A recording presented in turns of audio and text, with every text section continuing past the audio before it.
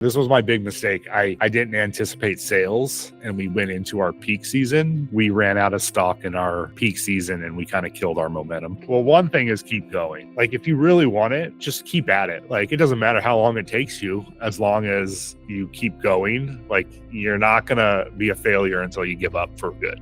Why don't you tell me a little bit about yourself and what was your job prior to owning your own business? So father of three, live in California. I still do work. I worked construction most of my life. Kind of got out of that a couple of years ago. My buddy helped me get into kind of the web development industry. So I've been working with him for a while. And then in 21 is when I started looking at creating a business, because I realized I didn't want to be working for someone else till I was 65. So started looking into just different ways of passive income, looked into starting my own business, and then that just kind of, the whole Amazon thing, I guess, just kind of fell into place.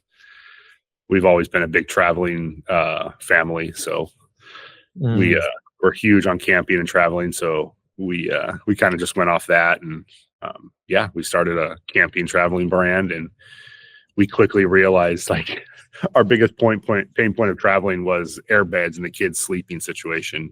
So that's kind of what brought on our product, and we kind of went from there.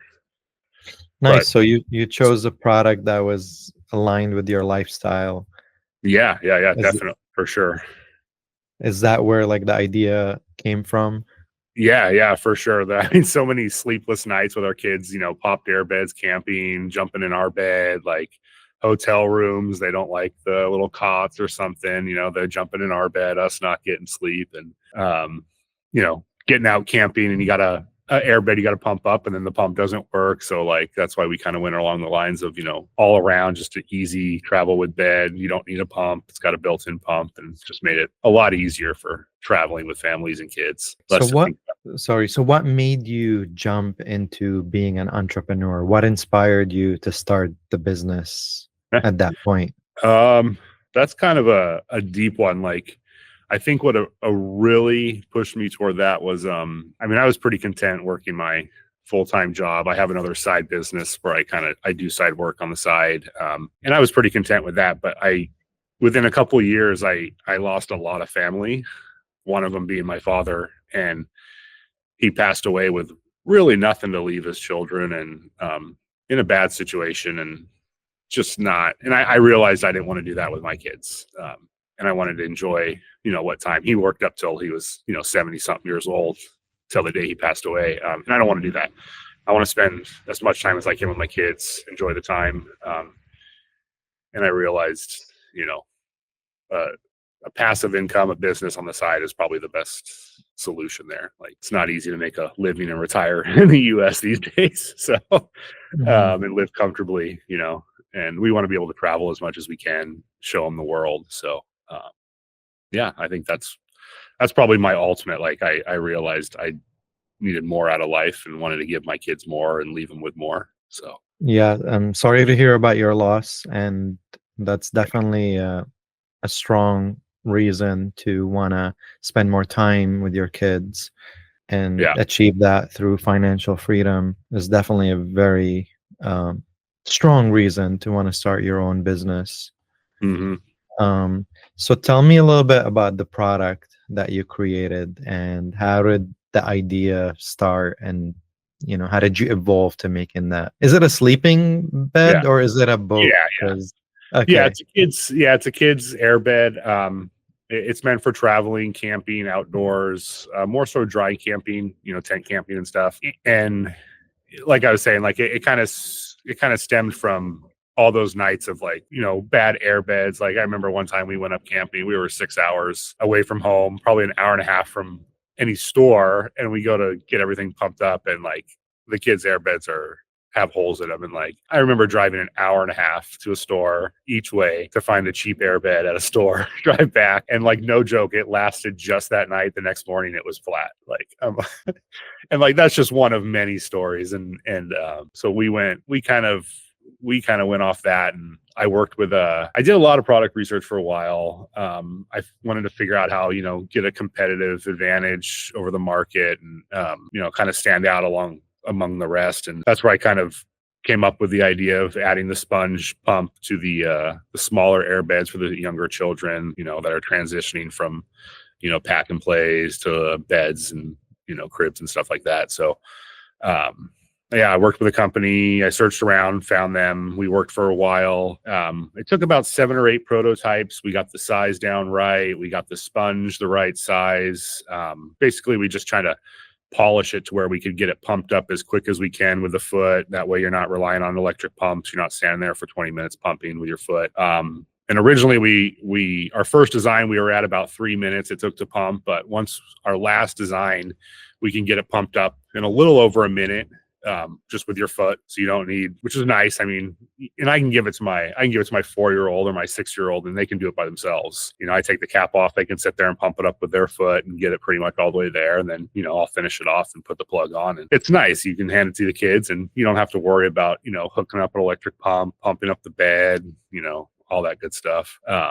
So yeah, I worked for a while. We honed it in, we got that going, and then we finally came on a final prototype after probably about 7 or 8 months of just back and forth with the prototypes. And then, yeah, we launched last January, actually almost a year now. Wow. Congratulations. I do recognize that as a huge pain point, because I dealt with that in the past myself.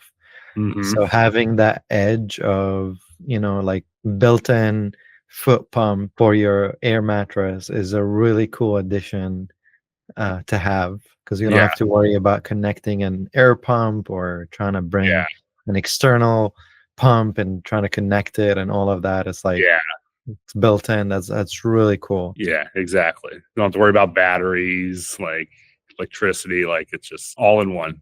Yeah, and is there anything similar or competitive out there? Not really. I looked around, like I found full-size air mattresses that had like built-in pumps and stuff, but nothing for the kids. So that's where I kind of looked at other things and kind of looked at the kids and kind of figured out how we can kind of combine them and make a new product. And yeah, that's where we landed. Like yeah, so far I haven't found another one out there that, that's like our style for our age range that have the foot pumps. Everything else is adult size. Did you use any research tool to do a market research on these kind of products? Did you do any market research in terms of like, are people looking for this, or are other people struggling with the same issue? I mean, I kind of looked along on, I searched out online a little bit. I have a lot of friends, family I grew up with. We're all from the mountains, so we're all big campers. We all have kids, and they all agree with me. They all have the same pain points I did. And a couple of them have, they've started their own businesses and products, and they've built it from there. And I got really good feedback before I really jumped in and made that first big purchase and went for it. I didn't do any like official, I know there's sites out there where you can put your idea up and you can, throw it out there as like a survey or something. I didn't really actually know about a lot of those at the time. I just went off of stuff that people had talked about, their pain points, my pain points, and then kind of working from there. And then as I came up with it, showing everyone that we knew, getting their ideas and their opinions, everything seemed to be pretty positive. So I just kind of went for it. It's nice. Yeah. And so tell me, what is your brand name and how did you come up with it? So the brand name's Alpine Ridge. That's a funny one. I had a few different names. And this name actually came from a buddy of ours, and we were just kind of chatting one day, and I was looking for, I was still kind of trying to figure out that name and what would help represent what we want to build. And the Alpine Ridge, it came up in our conversation and it stuck, and I kind of held on to it for a while. I tried other things. I messed around with logos and stuff. And then, Alpine, it just finally stuck. It felt nice, it clean. We wanted to build, our goal is to build like a quality outdoor traveling camping brand, similar to REI, Columbia, those kinds. And it felt it felt right. It felt good. So we just kind of rolled with it. Yeah, no, I love it. It's such a cool name. It definitely stands out and it sounds elevated. Yeah. And yeah, how did you find or how did you design the logo and the packaging? Did you do that yourself or did you hire a designer to do that? Yeah, I did. So the logo kind of was a collaboration between a few of us. And then the packaging was all me. I did all the designs and the packaging. Um, Pretty much everything from there, all the designs from there. Like I've done a lot of it myself, just kind of in my off time. It took a while to slowly build it, 3 kids, multiple schools, jobs. I didn't have a lot of time. So it was kind of for a long time, it was like a little side project. And then it just turned into like a real thing. Yeah, that's pretty cool. What did you use to design the logo? So luckily I work with my company. We work with a program called Figma. And then, so I used a little bit of Figma and then a little bit of Adobe Illustrator. And I had a bunch of variations, different styles and stuff. And then it kind of came down to, the current logo we have. But yeah, I use Nice. Figma and Adobe to do everything. And how many versions did you have to go through before picking that one? I'd say probably 7 or 8, at least 7 or 8 different versions. Once we kind of got to the mountain with the line over it looking like a sun and stuff, like we kind of honed it in from there. Did you have any like friends or family offer advice or guidance during this time? Yeah. I mean, I definitely asked my friends, especially my buddies that own their own business, and they've done all this in the past, and I've got their opinions, and good, bad. We made changes, adjusted depending on what they thought and what other people thought, and Yeah. in the end, yeah, I mean, their opinion mattered. It helped, kind of brought us And, to where we are now. and did you do the product photos yourself as well? I did, yeah. I shot them in my garage. I was hanging up like drop cloth tarps from my construction days, like trying to create that background so I could do the cutout, remove the background images. Yeah, I did everything myself. And you did the graphic design yourself too for the Amazon listing? I did, yeah. I did the whole store page. I did all the photos, all the A+ content. Yeah, everything. Nice, good job. It looks Shot the really video good. in the room. Yep. Yeah. I love it. Yeah. Thanks. It's definitely been a progress. Been a Yeah, lot. no, I've updated definitely very creative and Thanks. very well done. Like work looks really neat. I Awesome. can tell that you took your time and actually did some research and Yeah. it came out really good. Yeah. Thanks. So now I want to ask you about manufacturer and how did you find your manufacturer? So I started looking on Alibaba, and then it was mainly Alibaba. I did look around the United States, but the prices just did not make sense for what we were going for. So I ended up I actually tried a few different manufacturers. I got a couple samples from them in China. Once I got the samples, I quickly realized who had the quality over the quantity. So I went with the quality manufacturer. It was a little more expensive, but that's kind of what we're going for. We would rather have it last a long time than Right. it lasts you a couple trips and you're done, and like we're trying to replace it and fix it. Like we want a nice quality product that you can rely on. You don't have to go camping and wonder, is it going to pump up? Is it going to have a hole? Is our pump going to work? Like, yeah. But yeah, we quickly found them. They sent us, they were really cool. Actually, they were really nice. They didn't charge me any mold fees. I came with a whole new design from what they were doing. They sourced out the built-in sponge for the pump. Yeah, they did really well. They helped me out a lot. We went through quite a few variations over, multiple months. And yeah, we finally honed in. They were really helpful. You could tell that they wanted to help build a product that was quality as well, because they were looking at certain things and giving their feedback, what they thought might work, what might maybe fail later on, after so much use. And we kind of looked at a lot of those little parts of it and tried to hone it into a really nice quality bed. Yeah, and how many manufacturers did you end up talking to before deciding on that?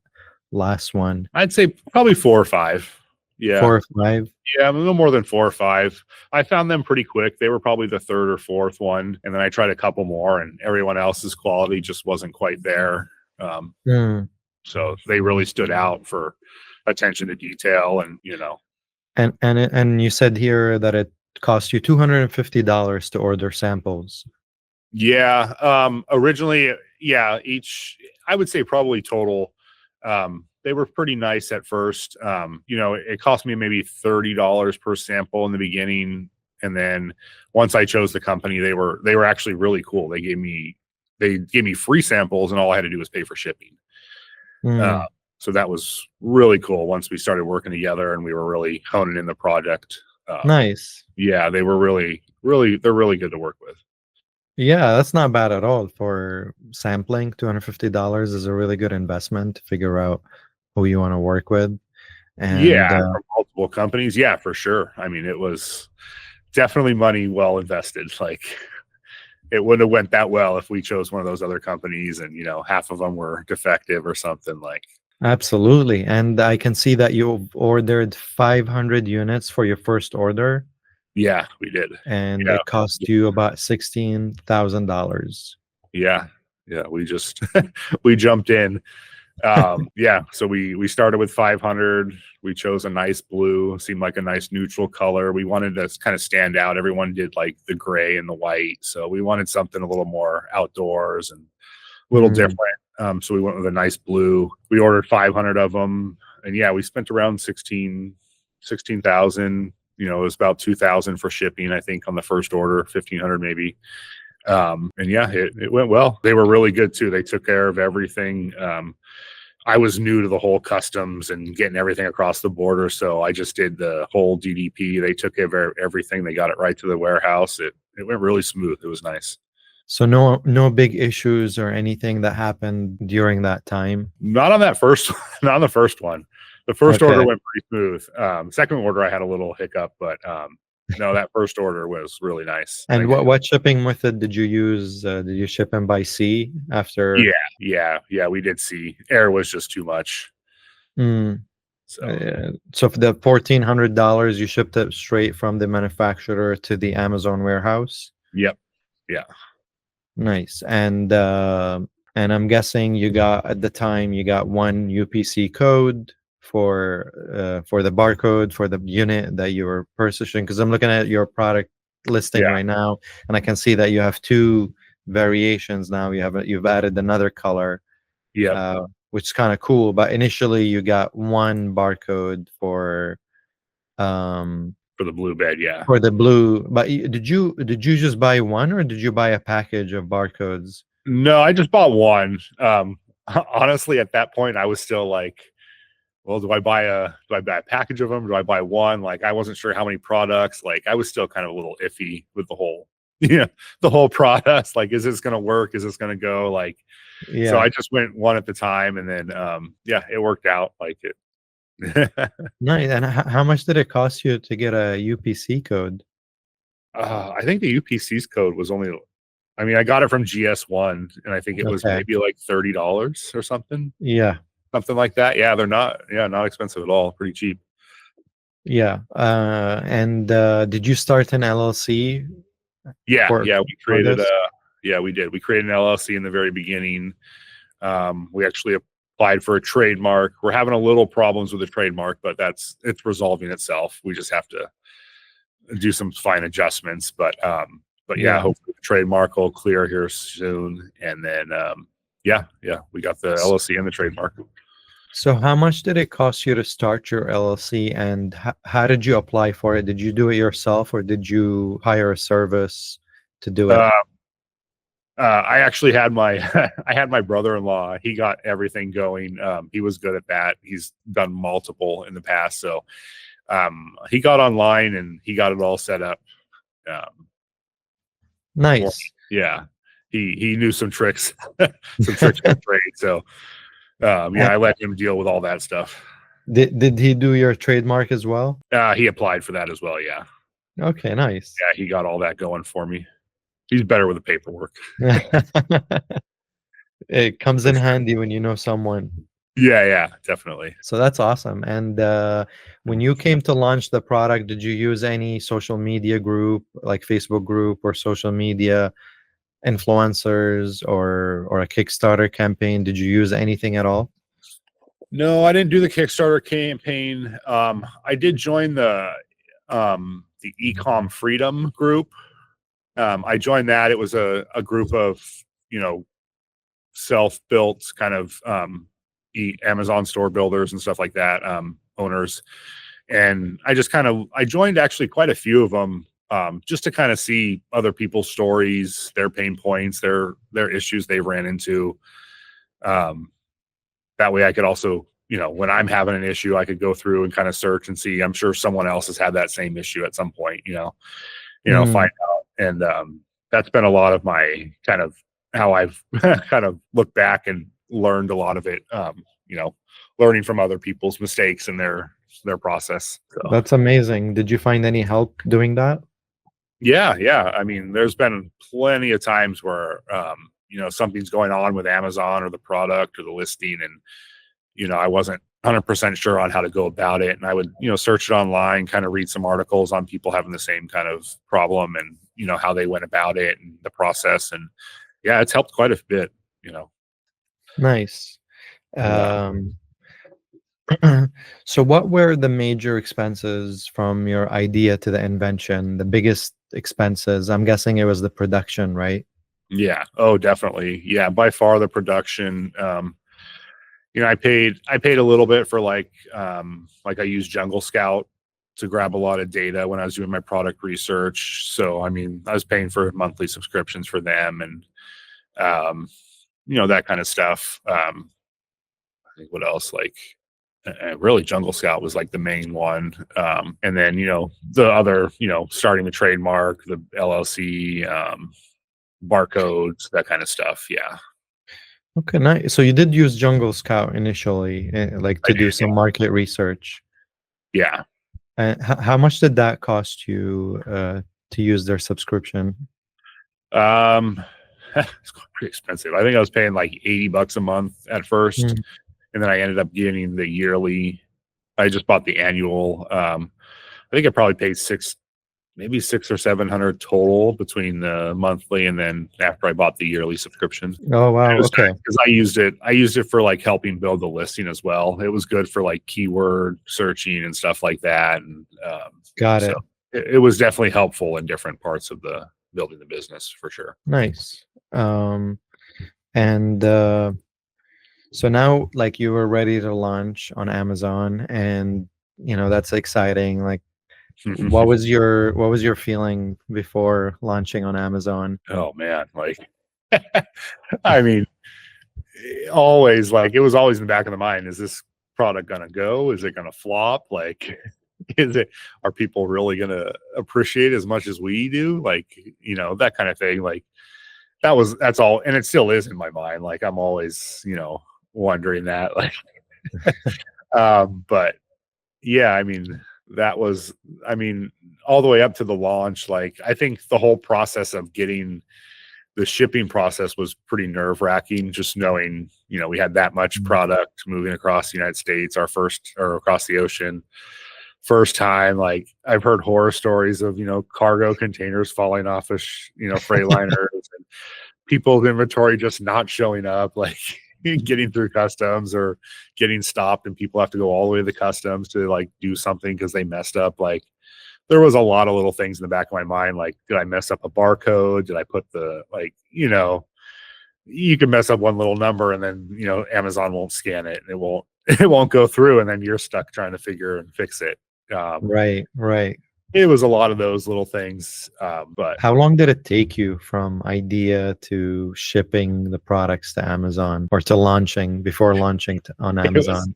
it was quite a while. I started the business in, I think it was probably February or March of 21, and we launched, or was it 22? Yeah, it was 22, I think it was. And we launched January of 24. So it was a little under 2 years from the start to the finish. I probably spent 4 or 5 months doing product research in there. And then after getting the product, I spent a lot of time kind of honing in the product and then building the website, which is still almost, it's going to be launched soon. Hopefully I'm still working on that.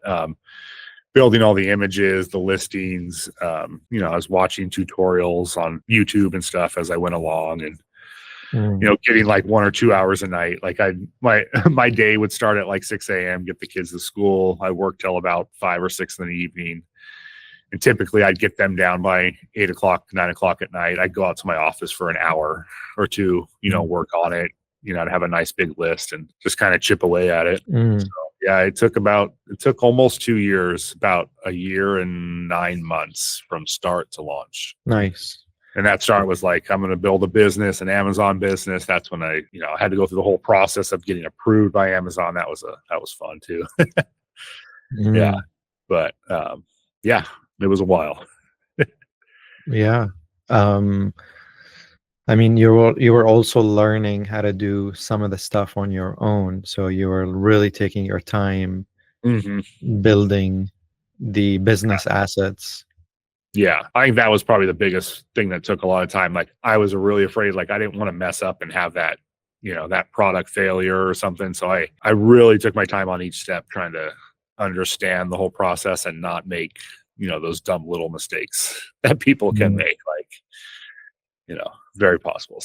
So let's talk about the first month of launching on Amazon. How much did you make in your first month? Boy, this is without the numbers in front of me. I mean, I have it in front of me. I'm trying to it's hard to it's hard to say like profit wise. Like I'm pretty sure it felt like we were pretty much breaking even each month, and that was my original goal. I knew starting a new business, new product, new company, it was going to take some advertising to build that brand, that name.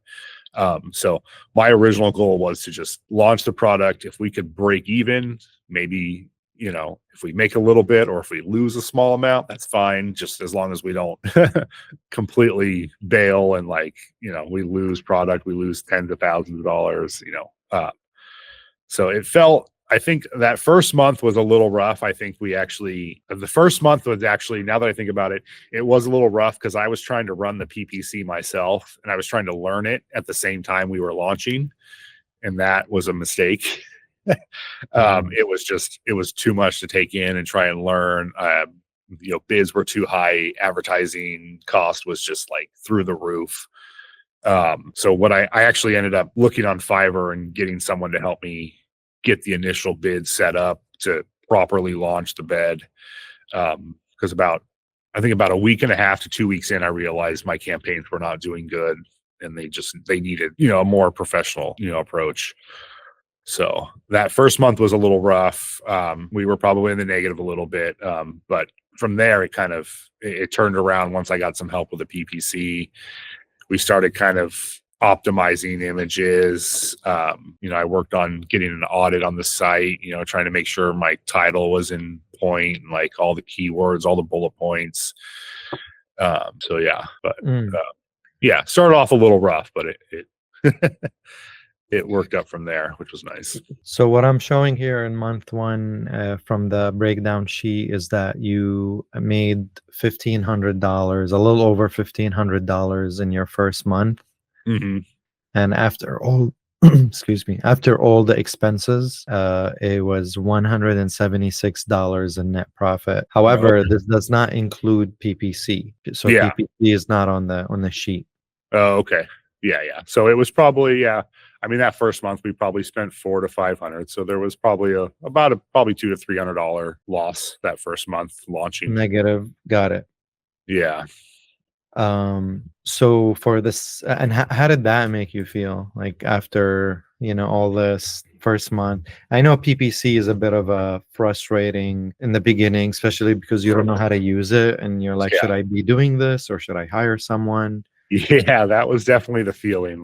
And I've always been a do-it-myself person. Like I like to learn and understand it so I can do it myself. And I spent the nights out there watching tutorials, watching multiple videos on YouTube, trying to understand the PPC. a little bit better. And I just couldn't get it to click at the time. Like it was just, it's getting better now for sure.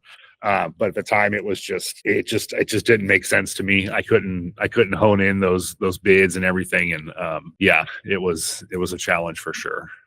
It definitely helped finding someone that understood it more than I did. So what is something that you can say that you learned during this time? Kind of pick your battles. I guess like I had a lot, like with that launch going on, like I was actually running behind because it was the holiday season. Like like our product was landing like right at Christmas time. It was something else. Like and I was trying to get the listing optimized. I was trying to get the A+ content store. Like I was trying to get the whole store up and going. Like it was a lot. But yeah, that PPC, I realized like, yeah, you got it. Like the other stuff I could handle, I could do, the designs, the images, that stuff. But the PPC, I just realized like it was beyond my wheelhouse, and I needed some sort of help there. Once I saw like my my advertising costs hitting like around 100%, I was like, yeah, we need some help here. So what happened between month 1 and month 2? How did you improve that going forward? So I got someone about 3 weeks in is when I hired someone, and it took them a little while, but they got campaigns created. Our advertising costs started slowly decreasing. With PPC, it takes time. Like, and he worked on it for a month. He got them all optimized and going, and they were rolling well. And then I kind of took over from there. I was going in trying to understand, looking at what he created, trying to understand how they created it, their train of thought, and like how they go about their keywords and everything. And I was understanding a little bit better. I was able to update them a little bit here and there and get rid of certain stuff that wasn't performing as well. And it was picking up. Our sales were slowly picking up, and yeah, but ultimately I ended up having to go back to Fiverr, hire them to come back in, optimize the PPC campaigns again, which kind of showed me like it is kind of an ongoing process. Like you have to continuously watch them and update them. It's almost like it's a full part-time job, like aside from everything else. So that's what kind of opened my eyes, realizing like I really needed help with PPC, and I wasn't able to run it and manage it by myself at this time. So how much did you make in your second month? Yeah, I can share. I have the breakdown sheet here. Yeah. Actually, I got it here. So the second month came out to, that first month was a few $100s in the negative. The second month we did have a little profit. We were starting to make a little bit. Our advertising never went over, I think, $700 or $800 a month, which was nice. So we had a few months in there during our kind of the peak season. January looked really good. Or February looked really good. March was good. April slowed down. I was a little worried about, like, I wasn't sure what was going on, but it also felt like it was like tax season. So I don't know. I was kind of learning like that, like this is actually a slower part. I was thinking like, oh, maybe I messed something up. Something's going wrong with my campaigns, but no, it was just the month of April. It just kind of slowed down on us. But February went into the positive a little bit from what it looks like, from what I remember. And do you have how much you've spent on PPC every month, so I can add it in here? I would have to go back and get into Seller Central. Okay. But I can tell you for sure, like those months averaged right around 700 to 800. Okay. So I don't think I ever really went over 700 to 800 in PPC advertising. I'm just gonna put an average 700 overall, so that's probably pretty safe. I mean, just to give us an accurate estimate of the numbers.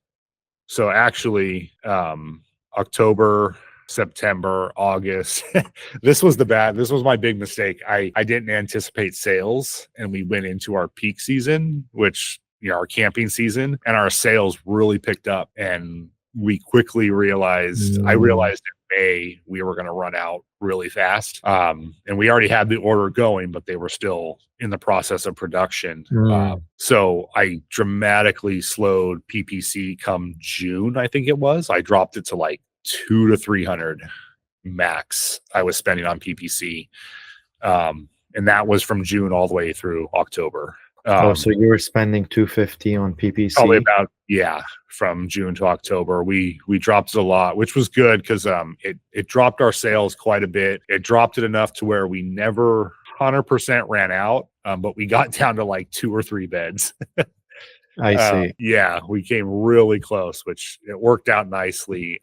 But again, we ran out of stock in our peak season, and we kind of killed our momentum. Because we were doing good. We were up to 12, 15 beds a day. And then we realized that was May, and we're like, oh, we're not going to be able to handle this volume. And like, we dropped it, and we were getting, 1 or 2 beds here and there a day. So that was a rough mistake.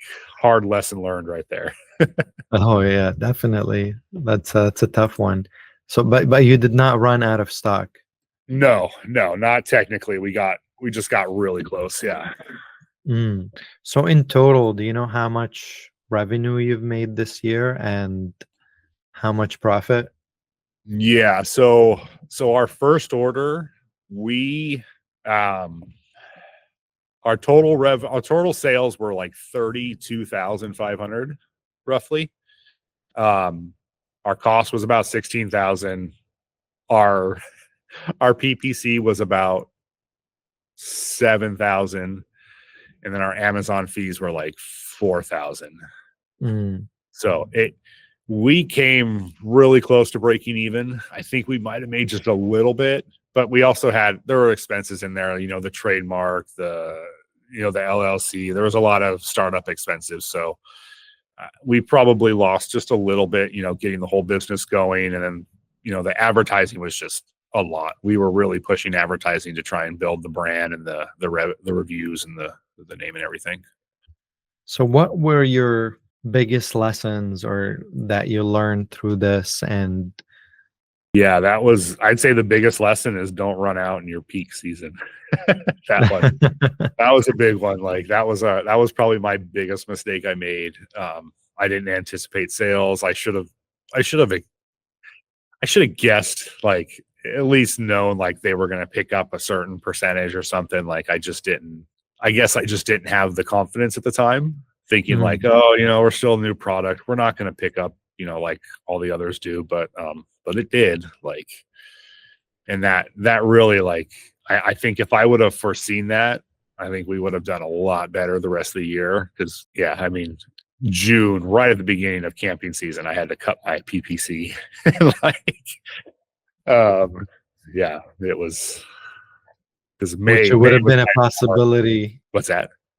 So it would have been a possibility that it took off. Yeah, it definitely.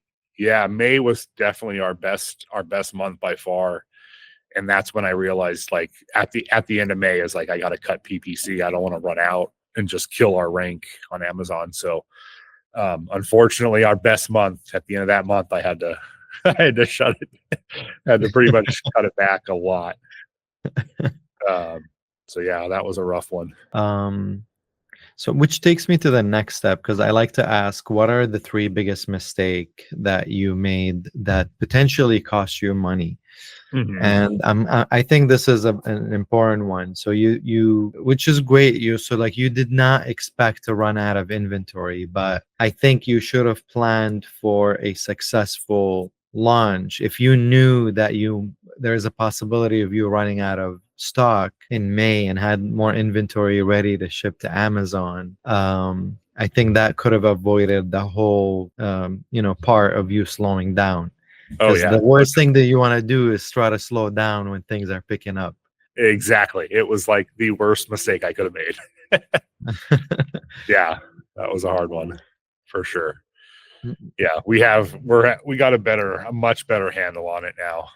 I'm seeing that I need to really forecast at least 2 to 3 months out. So yeah, I've got that under control for sure now. not going to make that mistake again. Yeah, and if you want to like put a number on this, because one of the things that we like to do is like, let's name 3 costly mistakes that you learned from through this journey, that other new sellers, or if you were to start new, that you could learn from or avoid, so you don't make those mistakes. One of them, I would say this one: don't run out of inventory. How much do you think, like if you want to put a number on it, how much do you think this kind of stopped you from potentially making throughout this year? Yeah. Oh boy, that's a good question. Like I thought about that quite a bit. I mean, I think that, I mean, if I had that dialed in and we had the stock come in and we were able to resupply, I mean, I think we probably could have went through our whole nother inventory within the summer months. Like it was looking to where we could have went through a whole nother 500 in just 2 or 3 months. Like we were at that pace. We were up to 12 to 15 beds a day. 30 days, we could have went through 350 beds in 30 days, So I mean, it realistically, like it probably cost me tens of thousands of dollars if I had the PPC in order and, we kept in stock. Like that was a big mistake there for sure. Yeah. And what is another mistake that you think that you learned from, or that you can, if you were to start anew, that you could have avoided and could have saved you money? Yeah. I would say understanding the shipping process a little better, understanding, the customs and, everything that goes along that process. I've been paying like the first one and this shipment as well. I've paid the extra to have them take care of all the, the little stuff in between. And I know doing that myself, I wish I kind of spent a little more time to understand that process, because I could have honed in the shipping process a little bit better. Probably could have saved some money there. I could have got it spread out to where that was one thing I didn't mention. Like the shipping process went really nice, but it only went to one warehouse the first time. So I didn't quite understand like how Prime worked. We needed to really disperse the beds to be able to offer Prime throughout the whole United States and everyone, so they could have, 1 to 2 day shipping. So I think that was probably a big mistake. My whole first inventory went to one warehouse on the West Coast here in California. So everyone here could get 2 day, where the rest of the country was 3, 4, 5, 6 days. So I think that probably held back some sales as well.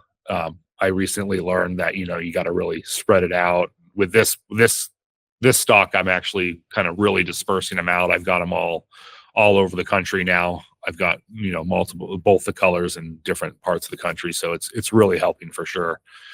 So that was probably another big mistake. And then one thing, along with that shipping, like this time I shipped to a distribution center, and I made the mistake of not knowing that we needed an appointment. And that kind of messed us up to where my product was sitting on a truck in a shipping yard.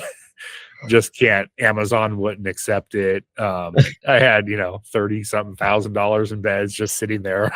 Oh my God. And I'm like, I'm trying to get a hold of Amazon. I'm like freaking out. Like, are they going to let me, are they going to accept my inventory? Like, what am I going to do? Am I going to have to go pick it all up? And it was sitting down actually in Hesperia, Southern California. And it took a few days, but, got it all straightened out with Amazon. We got an appointment made.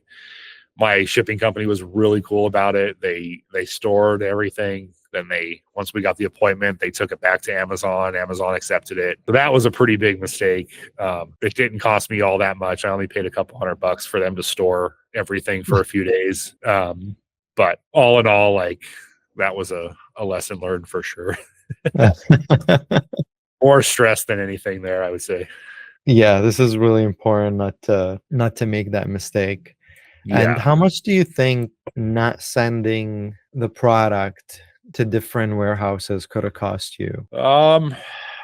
That's another hard one to say, because I was keeping an eye on sales, and I did notice like we were getting quite a few from the West Coast because it was Prime. It was 2 day, where the sales on the East Coast, it took 4 or 5 days, 6 days. They were a little slower. It's really hard to put a number on like what I kind of missed out on there. But I mean, it definitely cost me some sales. I would say at least, I think I was trying to do the math one day. I think it was like 60 to 70% of sales were East Coast or West Coast, where 20, 30 to 40 were East Coast. So I mean, if I had them better dispersed, maybe those sales on the East Coast, instead of 30 to 40%, might have been 50, 60%.